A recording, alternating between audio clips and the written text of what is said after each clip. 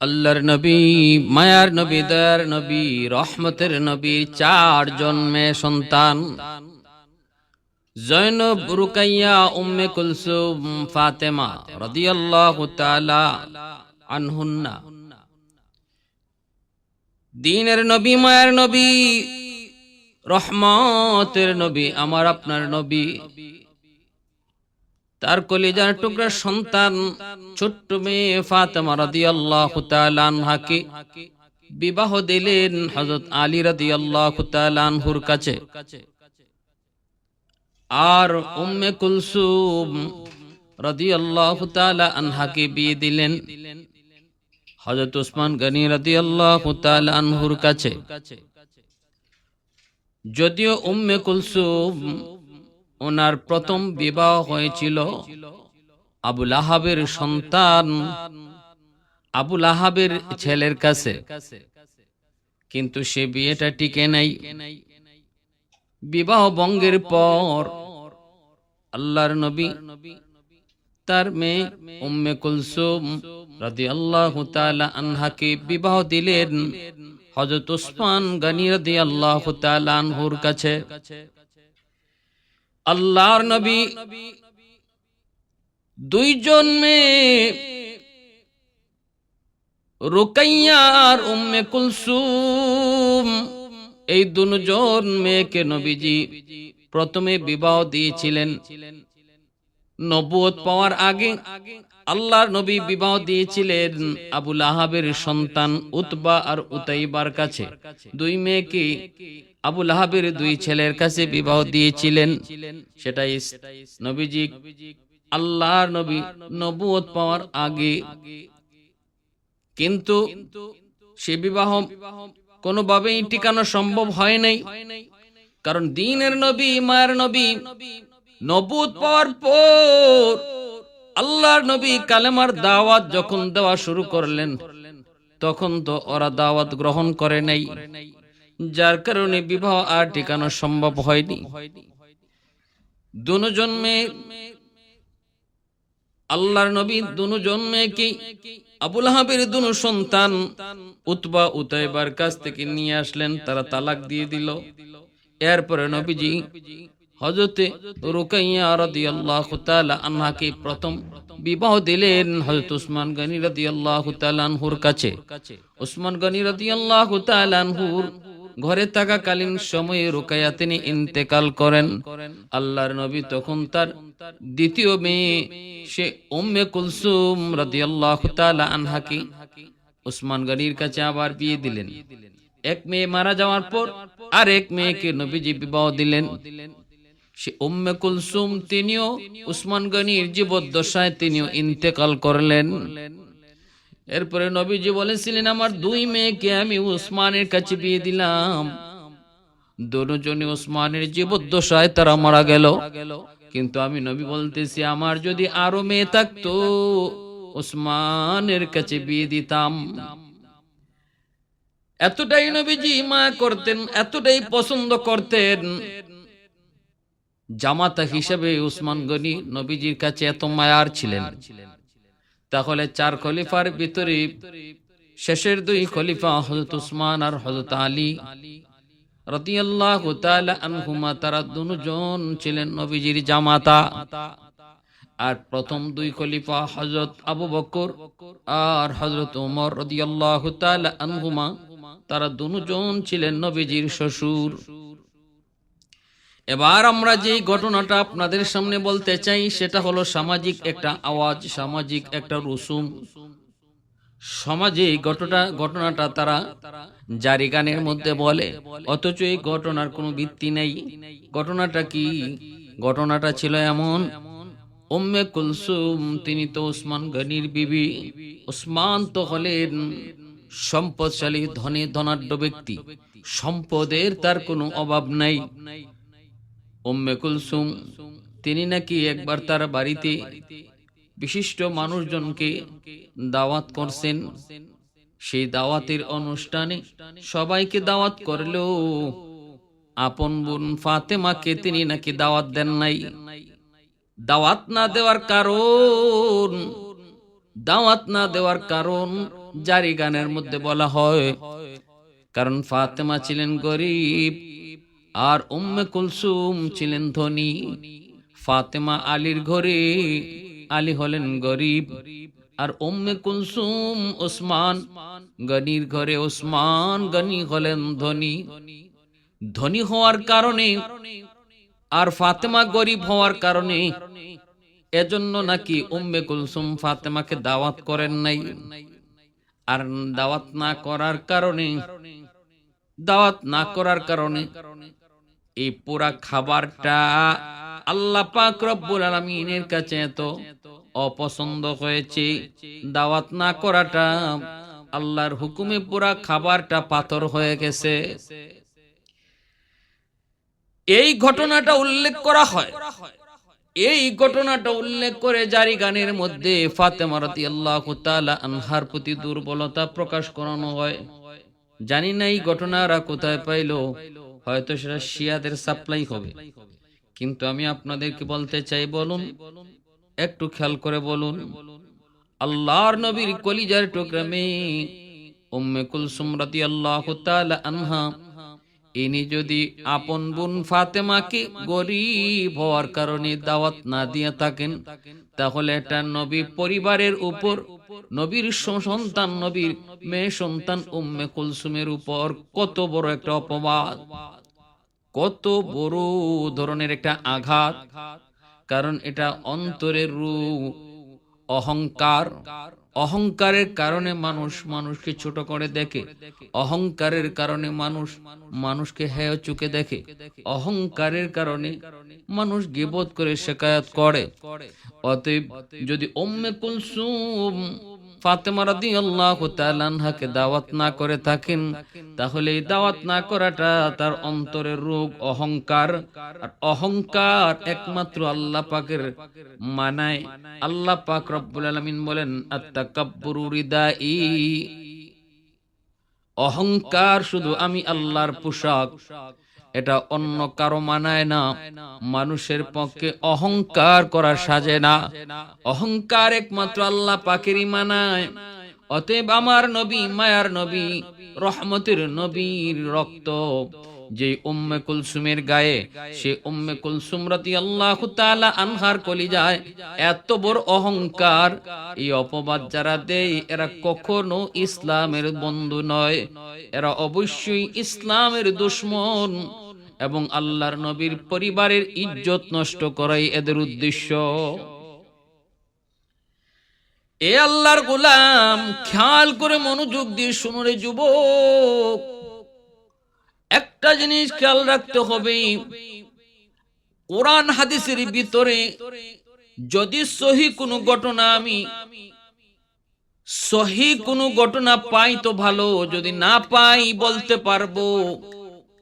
কিন্তু খেয়াল রাখতে হবে, যদি কোরআন হাদিসের ভিতরে ঘটনা না থাকে, ইসরাইলি রিওয়ায়াত হয়, তবে খেয়াল রাখার শর্ত সেই ঘটনার দ্বারা যেন ইসলামের কোনো ক্ষতি না হয়, সাহাবায়ে কেরামের ইজ্জতে যেন আঘাত না হয়, নবীজির শান মান, আল্লাহর নবীর পরিবারের উপরে যেন আক্রমণ না হয়। এমন কোন ঘটনা, যেই ঘটনা শুনলে পরে, বললে পরে আকীদার সমস্যা আসতে পারে, আমাদের ইসলামের ক্ষতি হতে পারে, এমন যদি ঘটনা, এমন কোন ঘটনা যেই ঘটনার দ্বারা ইসলামের ক্ষতি, কোরআন হাদিসের কোন সাংঘর্ষিক হয়, তাহলে এটা বলাও নিষেধ, শোনাও নিষেধ। অতএব আমি আপনাদেরকে বলবো, যেই ঘটনাটা জারি গানের মধ্যে বারবার বলা হয়, মানুষকে, মানুষের, সাধারণ মানুষের মনের ভিউ নেওয়ার জন্য, মানুষকে দুর্বল করার জন্য, যে ফাতেমা গরিব এজন্য উম্মে কুলসুম ধনী হইয়া তারা দাওয়াত দিলেন না, এই ঘটনা কোয়ার দ্বারা আল্লাহর নবীর পরিবারের উপর আক্রমণ, ইসলামের উপর আক্রমণ। অতএব এই ঘটনা বলাটাও নিষেধ, শোনাটাও নিষেধ। কেউ যদি এর উপরে ঈমান আনে, কেউ যদি এই ঘটনা বিশ্বাস করে, তাহলে তার ঈমানও চলে যাওয়ার সম্ভাবনা রয়েছে। এজন্য আমি আপনাদেরকে বলি, একটু খেয়াল করে মনোযোগ দিয়ে শুনবেন। আমার নবী, মায়ের নবী, রহমতের নবীর মেয়ে, খাতুনে জান্নাত ফাতেমা রাদিয়াল্লাহু তাআলা আনহা যদিও তিনি গরিব, আলীর ঘরে যদিও তিনি আলী রাদিয়াল্লাহু তাআলা আনহুর স্ত্রী, কিন্তু সম্মান আর মর্যাদা আল্লাহর কাছে কি পরিমাণ। আল্লাহ পাক জান্নাতের সকল মহিলাদের সরদারিনী তারে বানাইছেন, তারে দাওয়াত করে খাওয়ানোর জন্য। কত ইহুদিরা পর্যন্ত পাগল, কত মানুষ তারে নেওয়ার জন্য, ঘরে একটু নেওয়ার জন্য, তারে একটু দেখার জন্য, তার একটু কদম পাওয়ার জন্য কত মানুষ আকুল আবেদন করে। এক ইহুদির মেয়ের সাথে ফাতুনে জান্নাত, এক ইহুদি মেয়ের সাথে খাতুনে জান্নাত ফাতেমা রাদিয়াল্লাহু তাআলা আনহার বন্ধুত্ব ছিল। ইহুদি মেয়েটা ছিল খাতুনে জান্নাতের বান্ধবী। বান্ধবীর বিয়ের তারিখ ধার্য হলো। বান্ধবীর বাবা ইহুদি, অনেক ধন সম্পদের মালিক। বান্ধবী সাফ সাফ জানাই দিতেছে, বাবা আমি বিয়ে বসবো, কিন্তু বিয়ের অনুষ্ঠানে আমার বান্ধবী ফাতেমা আসতে হবে। আমার ফাতেমা যদি, বান্ধবী ফাতেমা যদি বিয়ের অনুষ্ঠানে না আসে, আমি বিয়েতে রাজি নাই। ইহুদি লোকটা তখন বলতেছে, মা ফাতেমা কি? কুরাইশ বংশের মেয়ে, বাবার নাম মোহাম্মদ, দাদার নাম আব্দুল্লাহ। তখনই ইহুদি কইতেছে, মানে আমি তো ভিআইপি, ভিভিআইপি, সম্পদশালী ধনী লোকদেরকেই শুধু তোমার বিয়েতে দাওয়াত করেছি, কোন গরিবকে এই বিয়ের অনুষ্ঠানে দাওয়াত দেই নাই। এদের বংশে কোন রাজা বাদশাহ আছে কিনা একটু জানো? বাবা জমিদার নিয়ে একটু জানো? ধনী না গরিব একটু আগে আগে আমাকে বলো। ইহুদি মেয়েটাই কই, বাবা ধনী হতেই পারে না। আমি আমার বান্ধবী ফাতেমাকে দেখেছি, পরনে এমন জামাও পরেছে যেই জামায় একাধিক তালি লাগানো। বাবা কয়, মা এমন যদি হয় আমার ইজ্জত নষ্ট করবি না। আমি ধনীদের পরিবেশে এমন একটা গরিব মেয়েকে কখনো দাওয়াত করতে পারি না। এমনি মেয়েটায় সাফ সাফ রাগ করে গুসা করে মাকে জানাই দিছে, মা গো খানা বন্ধ করলাম, যতক্ষণ পর্যন্ত আমার বান্ধবী ফাতেমা আমাদের বিয়ের অনুষ্ঠানে না আসবে, এই বিয়েতে আমি রাজি না। শুধু রাজি না তা না, খানা বন্ধ করলাম আর খানাও খাবো না। সাথে সাথে মেয়েটার মা তার বাবাকে যায় জানাই দিছে, স্বামীরে কইতেছে, স্বামী গো বিয়ে পরে আজকে 3 দিন হয়ে যায়, খবর রাখুনি, মেয়ে খায় না। বিয়ে তো পরে, আগে মেয়েরে তো বাঁচাও। বাঁচাইতে যদি হয় দ্রুত দ্রুত করে মেয়ের বান্ধবী ফাতেমাকে আনাও, নতুবা কিন্তু মেয়ে খানা বন্ধ করে দিয়েছে। এই কথা বলতেই বাবা মেয়েটার কাছে এসে বলতেছে, মা ঠিক আছে বুঝলাম সে তারা ধনী না, তারা গরিব, কিন্তু একটু খবর নিয়ে দেখো তাদের বংশে কোনো রাজা বাদশাহ ছিল কিনা, বংশে কোনো জমিদার ছিল কিনা। যদি এমনটাও থাকে তাহলে বলা যাবে অমুক জমিদারের নাতিন।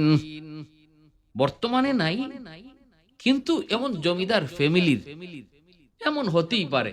এক সময় খুব ধনী ছিল, জমিদার বংশ ছিল, বর্তমানে গরিব, এমনটা হওয়াটা স্বাভাবিক হতে পারে। আমি আমার ফ্রেন্ড সার্কেলকে কথাটা বলতে পারবো, যদিও তার পোশাক আশাক কম দামি, যদিও সবার সাথে তার পোশাক তার চালচলন মিলবে না, কারণ সে গরিব। প্রশ্ন করলে বলবো যে আজ গরিব, কিন্তু একদিন তারা খুব ধনী ছিল, জমিদারের বংশের। অতএব মা একটু খবর লো। বান্ধবী চিঠি লিখছে, ফাতেমা অত তারিখ আমার বিয়েতে তুমি যদি না আসো তাহলে আমি বিয়ে বসবো না, বিয়েতে আমি রাজি হব না। বান্ধবী তোমাকে আসাই লাগবে, কিন্তু আমার বাবা জানতে চেয়েছেন তোমাদের বংশে কোনো রাজা বাদশাহ ছিল কিনা, তোমাদের বংশে কোনো রাজা বাদশাহ বা জমিদার ছিল কিনা একটু বলো। খাতুনে জান্নাত ফাতেমা রাদিয়াল্লাহু তাআলা আনহা আল্লাহর নবী, রহমতের নবী, মায়ার নবী, আমার আপনার নবীর কাছে যায় দেখালেন, এই চিঠিটা দেখানো মাত্রই নবীজি বলতেছেন, মারি জবাব দাও, বলে দাও আমার বাবা বাদশা নন, আমার দাদাও বাদশা নন, কেউ জমিদার নন, কিন্তু আমার বাবা তিনি কে জানোনি? দুনিয়ার সকল বাদশাদেরকে যিনি বাদশা বানায়, দুনিয়ার সকল জমিদারকে যিনি জমিদার বানায়, সেই মালিকের বন্ধু হলেন আমার বাবা। নাম হলো মুহাম্মাদুর রাসূলুল্লাহ, উপাধি হলো রাহমাতুল লিল আলামিন। যেখানে আল্লাহর নাম সেখানে মুহাম্মাদুর রাসূলুল্লাহর নাম, যেখানে যতটুকু এরিয়া নিয়ে আল্লাহর খুদাই, ততটা এরিয়া নিয়ে আমার আপনার নবীর নবুয়ত। সুবহানাল্লাহ। আল্লাহ পাক রব্বুল আলামিন কয়, ওয়ারাফানা লাকা যিকরাক, বন্ধু আমি তোমার নামকে উঁচু করব, তোমার নামকে আমি উঁচু করব। করছেনই তো আল্লাহ। কেমনে করছেন? জিব্রাইল আমিন মায়ের নবীকে এসে বললেন, আল্লাহর নবী কথা সাহাবায়ে কেরামদেরকে শোনাইলেন। সাহাবায়ে কেরাম বললেন, নবী গো, কেমন করে আল্লাহ পাক আপনার নামকে উঁচু করলেন? আল্লাহর নবীকে আমি জিব্রাইলকে জিজ্ঞেস করেছি। জিব্রাইল কয়, নবী গো আমি আল্লাহকে জিজ্ঞাসা আসি। আল্লাহর জিজ্ঞাসা এসে কয়, নবী গো আল্লাহ বলছেন, যেখানে আল্লাহর নাম উচ্চারণ হবে সেখানে মুহাম্মাদুর রাসূলুল্লাহর নাম উচ্চারণ হবে। বাংলার জমিনে আজানের মধ্যে মুয়াজ্জিন আল্লাহর নাম উচ্চারণ করবে, সাথে সাথে মুহাম্মাদুর রাসূলুল্লাহর নাম উচ্চারণ হবে। আল্লাহু আকবার, আল্লাহু আকবার, আশহাদু আল্লা ইলাহা ইল্লাল্লাহ, আশহাদু আন্না মুহাম্মাদুর রাসূলুল্লাহ। দেখেন আল্লাহর নাম আছে, নবীজির নামও আছে। তাকবীর, তাকবীর দেওয়ার সময় সেখানে আল্লাহর নাম, নবীর নাম। নামাজের মধ্যে আল্লাহ পাকের নাম, নবীর নাম। জানাজার ভিতরেও আল্লাহর নাম, নবীর নাম। সর্ব জায়গায় আল্লাহ পাক কয়, বন্ধু যেখানে আমার নাম সেখানেই তোমার নাম। পৃথিবীতে এমন কোন জায়গায়, এমন কোন সময় বাদ যাবে না যেই জায়গায়, যেই সময়টাতে পৃথিবীতে এমন কোন একটা সময়, এমন কোন একটা সেকেন্ড বাদ যায় না যেই সময়টাতে আল্লাহর নামের সাথে আমার আপনার নবীর নাম উচ্চারণ হয় না। তাকবীর মে কালমা মে নামাজো মে ইয়াজা মে, तकबीर में कलमा में नमाजों में यज़ा में है नाम इलाही से मिला नाम मुहम्मद, है नाम इलाही से मिला नाम मुहम्मद। फरमाते हैं आदम को मुझे खुल्द तरी में, लिखा हुआ तो बाब मिला नाम मुहम्मद, लिखा हुआ तो बाब मिला नाम मुहम्मद। महबूब ने कहा सल्ले अला नाम मुहम्मद, आंखों की जिया दिल की जिला नाम मुहम्मद, आंखों की जिया दिल की जिला नाम मुहम्मद। এজন্য আল্লাহ পাক রব্বুল আলামিন কয়, বন্ধু তোমাকে তামাম জগতের জন্য আমি আল্লাহ রাহমাতুল লিল আলামিন বানায় পাঠাইছি। আমি আল্লাহ রব্বুল আলামিন, আর তুমি হলে রাহমাতুল লিল আলামিন। ওমা আরসালনাকা ইল্লা রাহমাতাল লিল আলামিন। খাতুনে জান্নাত বলতেছে, বান্ধবী আমার বাবা কোনো বাদশা নন, আমার দাদাও কোনো জমিদার নন, কিন্তু দুনিয়ার সকল বাদশাদেরকে যিনি বাদশা বানান, জমিদারকে যিনি জমিদার বানান, সেই মালিকের বন্ধু হলেন আমার আব্বা। নাম হলো মুহাম্মাদুর রাসূলুল্লাহ। আমি তোমার বিয়েতে আসব, আমি তোমার বিয়েতে আসব। চিঠি আইসা পৌঁছা মাত্রই ইহুদি মেয়েটা বাবাকে চিঠিটা নিয়ে দেখাইলো। বলতেছে, আব্বা এই যে আমার বান্ধবী চিঠির উত্তর দিয়েছে, আমার চিঠির উত্তর দিয়েছে।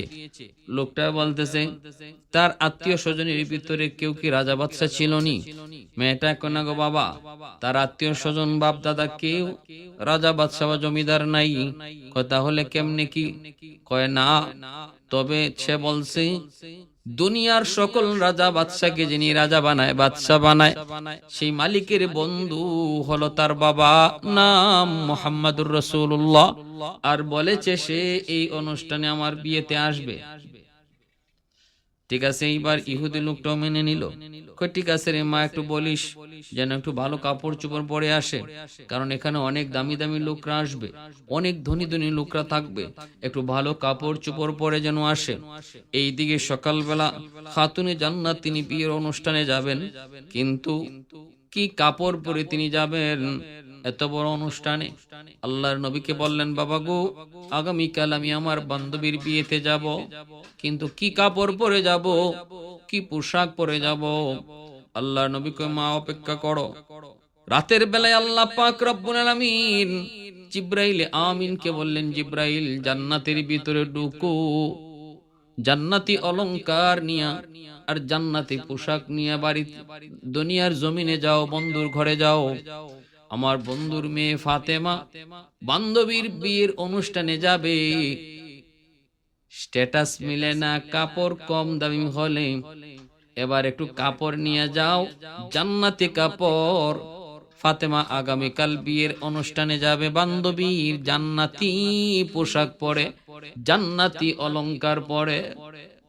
আল্লাহ নবী বলতেছে, ফাতেমা জিব্রাইল তোমার জন্য জান্নাতি পোশাক নিয়ে এসেছেন, জান্নাতি অলংকার তোমার জন্য নিয়ে এসেছেন, তোমার আগামীকালকে অনুষ্ঠানে যাবার জন্য। ফাতেমা সেই কাপড় নিয়ে সেজদায় পড়ে গেলেন, আল্লাহর শুকরিয়া আদায় করলেন। এত জান্নাতি দামি কাপড়, তাম দুনিয়ার সমস্ত ধন দৌলত যদি এক পাল্লায় রেখে দেওয়া হয়, জান্নাতি কাপড়ের, জান্নাতি পোশাকের একটা সুতার দামও হবে না। ভাইরা বন্ধুদের জন্য বলছিলাম, যুবক খাতুনে জান্নাত ফাতেমা সেই জান্নাতি পোশাক পরে, জান্নাতি অলংকার পরে তিনি যখন সে বিয়ের অনুষ্ঠানে যায় ঢুকলেন, বিয়ে বাড়িতে যায় ঢুকলেন, অন্যান্য মহিলারা যারা ছিল, বান্ধবীরা যারা ছিল, তারা তো অবাক অপলোক নয়নে তাকায় রয়েছে। এত দামি পোশাক জীবনে তারা পরবে দূরের কথা, কেউ কোনোদিন দেখেও নাই। শুধু দামি পোশাক নয়, খাতুনে জান্নাত সেই বিয়ে বাড়িতে ঢোকা মাত্রই এমন এক সুঘ্রাণ, পুরা বাড়িটা মোহিত হয়ে গেল, পুরা বাড়িটা জান্নাতি সুঘ্রাণে মোহিত হয়ে পড়লো। সবাই এক নয়নে অপলক নয়নে ফাতেমার দিকে তাকায় রয়েছে, কোন আওয়াজ নাই, শব্দ নাই। বান্ধবীর কাছে গেল, বান্ধবী রিসিভ করলো, বান্ধবী কাছে বসাইলো। এবার বান্ধবী বলতেছে, ফাতেমা কিভাবে সবাই তাকায় রয়েছে একটু দেখো। আমারে সবাই জিজ্ঞেস করতেছে, এই সুঘ্রাণ তুমি কোত্থেকে আনছো? এটা তো দুনিয়ার কোন সুঘ্রাণ মনে হয় না। আর এত দামি পোশাক কোন মার্কেট থেকে আনছো? এই দামি সুঘ্রাণ, এত সুমধুর, এত সুন্দর সুঘ্রাণ কোন মার্কেট থেকে আনছো? পোশাকটাই বা কোন মার্কেট থেকে আনছো? একটু তাড়াতাড়ি সবাই রে বলো। সবাই তো তাকায় রইছে। এই অবস্থায় খাতুনে জান্নাত বলতেছে, এটা দুনিয়ার কোনো মার্কেট নয়, এই পোশাকের মার্কেটের নাম হলো জান্নাত।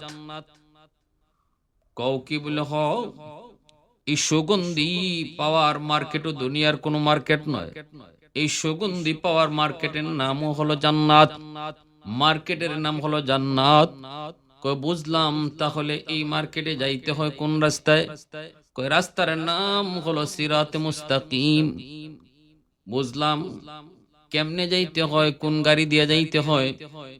খাতুনে জান্নাত কয়, গাড়ির নাম হলো লা ইলাহা ইল্লাল্লাহু মুহাম্মাদুর রাসূলুল্লাহ। এই গাড়িতে না উঠা পর্যন্ত এই জান্নাতে যাওয়া যায় না। ওই মার্কেটেও যাওয়া যায় না। মুহূর্তের ভিতরে বিয়ের অনুষ্ঠানে যতগুলি ইহুদি মহিলা ছিল সবাই কালেমা পড়ে মুসলমান হয়ে গেল। এজন্য রে ভাইরা, যুবক, अल्लाह पाक रब्बुल आलमीन को यासीन से मौला ने कभी उनको पुकारा, यासीन से मौला ने कभी उनको पुकारा, हामीम कभी और कभी तौसीन इशारा। ए रमज़ है कुछ आशिक माशूक के माबैन, समझाए जिन्हें खल्क में एक सरवर कौनैन, समझाए जिन्हें खल्क में एक सरवर कौनैन। তাহলে যেখানে ইহুদিরা পর্যন্ত ফাতেমার দাওয়াত চায়, ফাতেমার একটু শুভাগমন চায়, ফাতেমার একটু ধুলা, পায়ের ধুলা চায়, সেখানে ফাতেমা রাদিয়াল্লাহু তাআলা আনহার বোন উম্মে কুলসুম ধনী হওয়ার কারণে গরিব বোনকে দাওয়াত দেয় নাই, আর সব খাবার পাথর হয়ে গেছে, এই বইলে জারি গানে যে ঘটনা কোয়া হয় এটা সম্পূর্ণ ভুয়া, সম্পূর্ণ বানোয়াট, সম্পূর্ণ মিথ্যা। আলী রাদিয়াল্লাহু তাআলা আনহুর সাথে হযরত উসমান গনি রাদিয়াল্লাহু তাআলা আনহুর কত সুসম্পর্ক ছিল, দুইও ফ্যামিলির সাথে কত সুসম্পর্ক ছিল। আলী রাদিয়াল্লাহু তাআলা আনহু বিয়ে করতে পারেন না, খাতুনে জান্নাত ফাতেমা রাদিয়াল্লাহু তাআলা আনহাকে মোহর দিতে পারেন না, মোহর দেওয়ার মতো সামর্থ্য নাই। আল্লাহর নবী আলীর কাছে বিয়ে দিবেন, আলী প্রস্তাব পেশ, তিনি আকাঙ্ক্ষা পেশ করছেন, কিন্তু নবী বলতেছেন আলী তুমি আমার ফাতেমারে যে বিয়ে করবা মোহর আসেনি। আলী রাদিয়াল্লাহু তাআলা আনহু বলেন নবী গো, মোহর কোত্থেকে আসবে? এই মাত্র না আপনার ঘর থেকে খাইয়া বের হইলাম, আবার রাত্রে গিয়া খাইমু, মোহর দিমু কোত্থেকে? আল্লাহর নবী কয় মোহর ছাড়া বিয়া করবা কেমনে?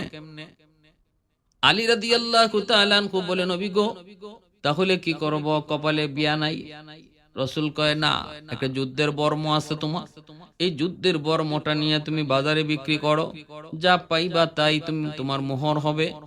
রওনা দিয়ে দিছেন, রাস্তায় পাইছেন হযরত উসমান গনি রাদিয়াল্লাহু তাআলা আনহু।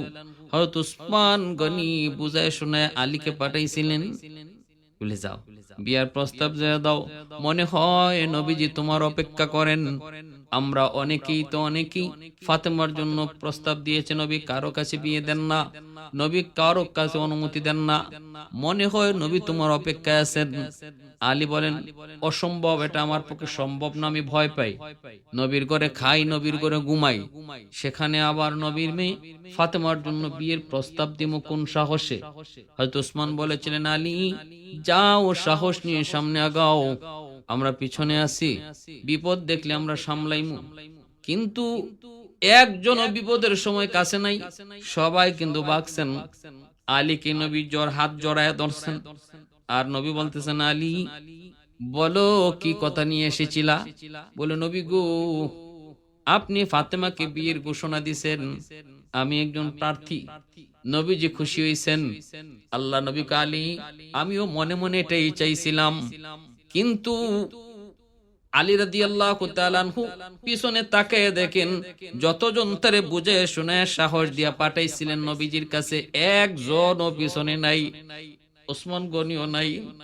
এজন্য হযরত আলী যখন বাজারে যাইতেছেন যুদ্ধের বর্মটা নিয়া, ওসমান গনিরে পায়া আলী বলতেছেন, ওসমান গনিরে পায়া আলী বলতেছেন আপনি আমারে ফাটাইলেন, গেলেন কই? আসিলাম তো পাশে, এখন কই যাও? কই যুদ্ধের বর্ম নিয়ে যাইতেছি, এটা বিক্রি করে মোহর দিব। হয়তো উসমান গনি কয় আমার কাছে বিক্রি করো, নেও টাকা। তিনি টাকা দিয়া এই যুদ্ধের বর্মটা কিনে নিলেন, আর এই বর্মটাই আবার হযরত উসমান গনি রাদিয়াল্লাহু তাআলা আনহু আলীর বিয়েতে তিনি উপহার দিয়ে দিলেন। তাহলে যুদ্ধের বর্ম পাইলেন, আবার মোহরের টাকাও পাইলেন। কে ব্যবস্থা করলেন? হযরত উসমান গনি রাদিয়াল্লাহু তাআলা আনহু। তো উসমান গনি রাদিয়াল্লাহু তাআলা আনহু যে এত বড় উদার দিলের মানুষ, মদিনার মানুষ দুর্ভিক্ষে পড়লো, মদিনার মানুষ দুর্ভিক্ষে পড়ল, সে উসমান গনি মদিনার মানুষের মধ্যে বিনামূল্যে খাদ্য বিতরণ করছেন, একটা পয়সাও নেন নাই। অথচ মদিনার ব্যবসায়ীরা কইছিল, উসমান এক পয়সা করে লাভ নাও, টাকার পাহাড় হয়ে যাবে। হয়তো উসমান গনি কইছিলেন, অসম্ভব, আমি ব্যবসা একজনের সাথে করছি, ইনি 1 টাকা লাভ না, ইনি আমারে 10 টাকা লাভ দিতে, হাসানাতি ফালাহু আশরু আমসালিহা। আল্লাহ পাক কয়, 1 টাকা আমারে দিবা, তোমারে 10 টাকা আমি দিব। সেই মালিকের সাথে আমি ব্যবসা করছি। উসমান গনি মদিনার মানুষের মাঝে সকল সম্পদ তিনি বিনামূল্যে বিতরণ করছিলেন। 100টা উট বুঝাই করা খাদ্যশস্য মদিনার অভাবী দুর্ভিক্ষ মানুষের মাঝে বন্টন করছেন। যে উসমান গনি এতটা উদার দিলেন, যে উসমান গনি যার নামের শেষে গনি উপাধি লাগানো হয়েছে, সে উসমান গনির বিবি কে? তিনি উম্মে কুলসুম। আমার নবীর রক্তের সাথে যার রক্তের মিল, আমার নবীর রক্ত যার রক্ত শরীরে রয়েছে, সে উম্মে কুলসুম রাদিয়াল্লাহু তাআলা আনহা। তিনি তার বোন ফাতেমা রাদিয়াল্লাহু তাআলা আনহা, যিনি জান্নাতের সকল মহিলাদের সরদারিনী, যার দাওয়াত পাওয়ার জন্য বিধর্মীরা পর্যন্ত আকাঙ্ক্ষা পেশ করে, সেই বোনকে গরিব হওয়ার কারণে দাওয়াত দেন নাই, আর সব খাবার পাথর হয়ে গেছে। এই ঘটনাটা যারা বলবে তাদের ঈমান থাকবে না, যারা শুনবে তাদের ঈমান থাকবে না, কারণ এটা নবী পরিবারের উপর কঠিনভাবে আক্রমণ হয়। আমার নবীর বংশের শান মান ইজ্জত নষ্ট হয়।